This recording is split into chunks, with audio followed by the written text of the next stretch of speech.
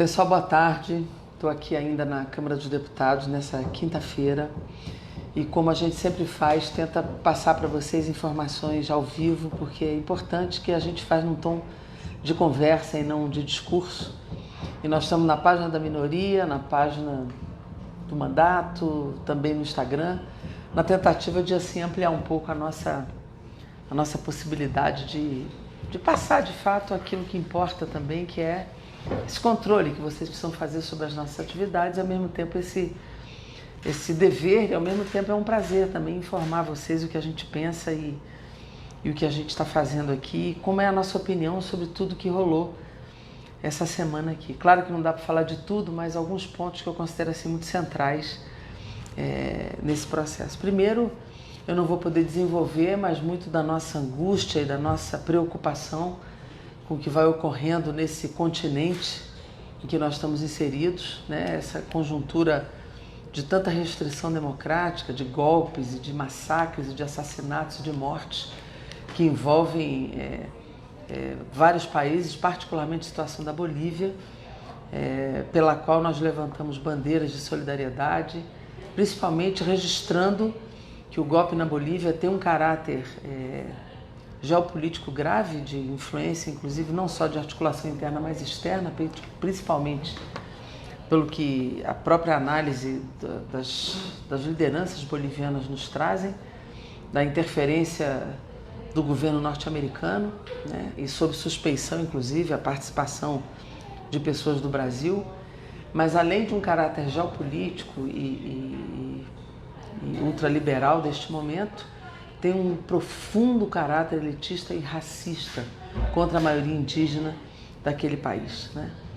E essa semana, como foi comemorado o Dia da Consciência Negra no Brasil e particularmente aqui na Câmara, nós vivenciamos coisas terríveis aqui, né? Que foi exatamente um vandalismo racista que foi perpetrado pelas mãos de parlamentar, né? Particularmente o parlamentar Coronel Tadeu. Isso foi denunciado por toda a imprensa, mas houve resistência, houve reação dentro da Câmara, que envolveu não apenas parlamentares de esquerda, particularmente parlamentares também negros e negras, mas que envolveu também o próprio presidente da Câmara, né? Que envolvido compreendeu a necessidade de que a placa que foi quebrada e destruída fosse devolvida à exposição que estava sendo inaugurada aqui na Câmara dos Deputados. E para a vitória de uma visão democrática da diversidade e antirracista, a placa está no lugar de volta. Foi uma vitória importante da resistência que aqui foi feita, né? E todas as medidas de punição, todas as medidas de representação e de ação contra essa ação, que foi apoiada por outros deputados aqui dentro, essa ação racista, foram tomadas, né? Foi dada entrada no Departamento de Polícia Legislativa, na Corregedoria, no Conselho de Ética e também na Procuradoria-Geral da República, né? Além disso, é importante que a gente diga que outra batalha que foi feita no campo da luta democrática no Brasil, que foi a batalha na Comissão de Constituição e Justiça da Câmara, que nós evitamos, né, que fosse dada a admissibilidade a uma proposta de emenda constitucional que incidia sobre o artigo 5º da Constituição, que é a cláusula pétrea, que tentava retirar da Constituição brasileira o trânsito em julgado, né, que foi exatamente o que consolidou o Supremo Tribunal Federal, né? Obviamente, outra PEC foi admitida, mas que não toca no artigo 5º, é um debate sobre o sistema de justiça brasileiro, mas que envolve não apenas a questão penal, né, com a instância do trânsito em julgado envolvendo todos os crimes, né, penal, tributário, eleitoral, trabalhista, e que envolve esse fluxo do trânsito em julgado até o Supremo Tribunal Federal, o Superior Tribunal de Justiça, que obviamente tem polêmica. Nós votamos contrariamente a admissibilidade dessa proposta de emenda constitucional, mas isso ainda vai ter comissão especial, audiências públicas, 40 sessões para esse debate. Isso vai invadir o ano que vem, 2020. Essa não é uma decisão que será tomada este ano na Câmara dos Deputados, e muito debate será feito, e lá na frente, qual é o resultado dessa emenda constitucional, nós só saberemos ao final dos debates e da votação, até porque se exigirá 308 votos aqui no Parlamento. E isso, obviamente, vai fazer com que o próprio Senado da República possa ser trazido para uma unidade de procedimento e não uma votação às pressas de afogadilho de um projeto de lei que altera o Código Penal, tratando de uma matéria tão difícil e complexa. E para isso, nós participamos hoje de uma conversa com todos os líderes da Câmara e do Senado para tentar unificar esses procedimentos, e isso teve também o apoio do presidente do Senado, que é o presidente do Congresso, senador Davi Alcolumbre, que está buscando unificar esses procedimentos para que o Senado não faça uma condução e a Câmara outra, tentando unificar o procedimento com o procedimento da Câmara de acompanhar o desenvolvimento desta proposta de emenda constitucional e não votar um projeto de lei, diferentemente do que será o trabalho da Câmara.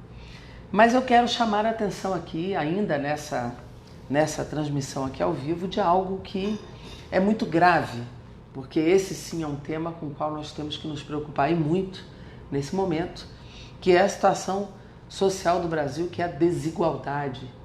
E a desigualdade que tem por base um aspecto também democrático, porque a questão democrática não está só nos temas que envolvem a questão da liberdade no sentido mais amplo, mas envolve renda, envolve emprego, envolve o direito de morar, o direito de viver, o direito de comer, o direito de ter renda ao fim do mês para ter uma vida digna.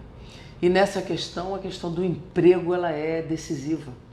Nós recebemos aqui, a partir de conteúdos do governo, de propostas do governo, 2 emendas constitucionais, 3 emendas constitucionais, que são desastrosas, né? As chamadas PECs, que eu chamei de PECs da agiotagem, né? E nós já falamos sobre ela na semana retrasada e na semana passada, que são dramáticas e nós não devemos deixar tramitar, porque são PECs de corte de direitos, de congelamento de salário mínimo, são PECs absurdas, né, que só favorecem o capital financeiro, só favorecem recursos para quem já tem pagamento de dívida pública, o pagamento dos grandes. Nós deveríamos, na verdade, era avançar com a reforma tributária para tributar os que têm dinheiro, os grandes milionários, os grandes ricos no Brasil.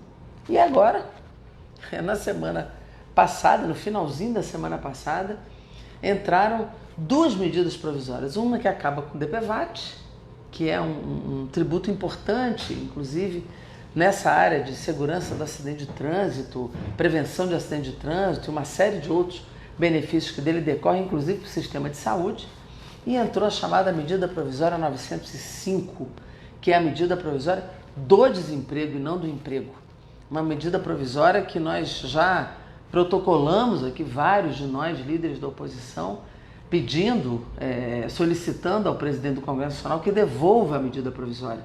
Porque uma medida provisória não pode confrontar cláusulas pétreas da Constituição, não pode confrontar leis complementares, e ela configura-se numa nova reforma trabalhista. Ela derruba 87 itens dos direitos trabalhistas que tem hoje no Brasil, para além de configurar uma derrubada de direitos, derrubada de renda, redução de salário, e se preocupa apenas com uma faixa do desemprego, que é o desemprego de jovens, e deixa todos os pais de família e todas as outras faixas fora dessa preocupação do emprego. E, na verdade, é uma PEC do desemprego. Ela vai desempregar muita gente, além daquele que conseguiu um emprego precário ter a sua renda diminuída.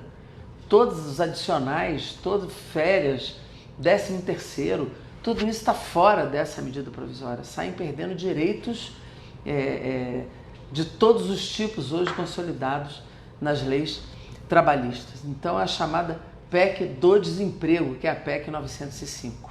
Na verdade, não há nenhuma medida deste governo, nenhuma medida que gere emprego no Brasil. Nada.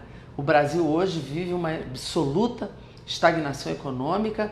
Os crescimentos que alguns aí comemoram, que ficam aplaudindo, são crescimentos ridículos, são ínfimos, não há de fato crescimento. É assim, a expectativa é de 0,5, aí vai para 0,6, 0,7. Isso é ridículo para o crescimento brasileiro, é uma economia estagnada, é uma economia que não gera emprego. Nós temos 12,8 milhões de desempregados. Se nós considerarmos os desalentados, os precarizados, os de trabalho informal, de trabalho por conta própria, isso cresce absurdamente. Nós vamos para mais de 20 milhões, né, de desempregados e de informais e de por conta própria. Se somamos os mais de 5 milhões de desalentados, isso é desesperador, né?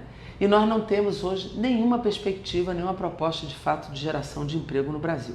Então nós estamos numa situação dificílima e nós estamos construindo uma proposta emergencial de geração de emprego, porque é disso que nós precisamos tratar no Brasil, de combate à desigualdade, junto com a proposta de reforma tributária que taxa os grandes ricos no Brasil. Porque é isso que nós precisamos fazer, combater a desigualdade, redistribuir a renda taxando quem tem e não quem não tem.